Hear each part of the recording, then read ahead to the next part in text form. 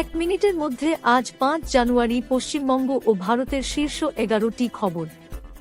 বাংলা অভিনেতা দেব ও তার পরিবারের আরও ৩ সদস্য নির্বাচন কমিশনের কাছ থেকে SIR শুনানির নোটিশ পেয়েছেন।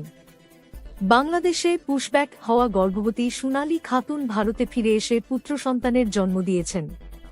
বিজেপি নেতা শুভেন্দু অধিকারী দাবি করেছেন, বাংলার মানুষ SIR কে আশার আলো হিসেবে গ্রহণ করেছে। এই মর্মে তিনি মুখ্য নির্বাচন কমিশনারকে চিঠি দিয়েছেন।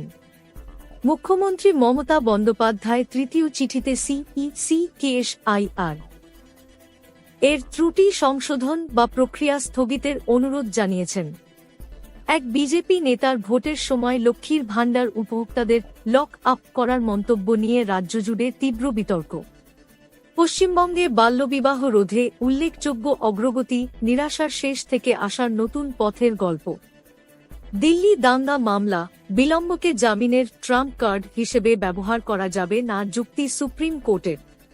দিল্লি দাঙ্গা কেসে সুপ্রিম কোর্ট দোষের স্তরবিন্যাস ব্যাখ্যা করে উমর খালিদ ও শরজিল ইমামকে জামিন না দেওয়ার কারণ জানাল। উমর খালিদের প্রতিক্রিয়া, জেলই এখন আমার জীবন, তবে যাঁরা জামিন পেয়েছেন তাঁদের জন্য খুশি। সুপ্রিম কোর্ট উমর খালিদ ও শরজিল ইমামের জামিন খারিজ, তবে ৫ সহঅভিযুক্তকে স্বস্তি। ডেরা সাচ্চা সৌদার প্রধান গুরমিত রাম রহিম ১৫তম প্যারোলে জেল থেকে বেরিয়ে সিরসা ডেরায় থাকবেন। আজকের tips. Disclaimer: This is for educational purposes only. ২০২৬ রাশিফল। বৃশ্চিক রাশি।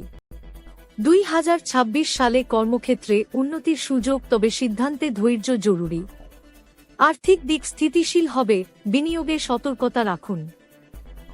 পারিবারিক জীবনে যোগাযোগ বাড়ালে সম্পর্ক মজবুত হবে। আপনি প্রতিদিন রবিবার ছাড়া রাত ৯ থেকে ১০ পর্যন্ত এই খবরটি পাবেন। যদি নতুন সদস্য আপনি এই খবর থেকে সন্তুষ্ট, তাহলে সাবস্ক্রাইব করুন, শেয়ার করুন এবং এই ভিডিওটি লাইক করুন এবং পরবর্তী ভিডিওর জন্য অপেক্ষা করুন। যে কোনো পরামর্শ থাকলে কমেন্ট করুন। Facebook, Twitter, Instagram, YouTube, WhatsApp, Telegram, website আমাদের অনুসরণ করুন। দেখার জন্য ধন্যবাদ। শ্রীরামপুর টিভিতে স্বাগতম। এটি আজ কি বাত বাংলা ইউনিট।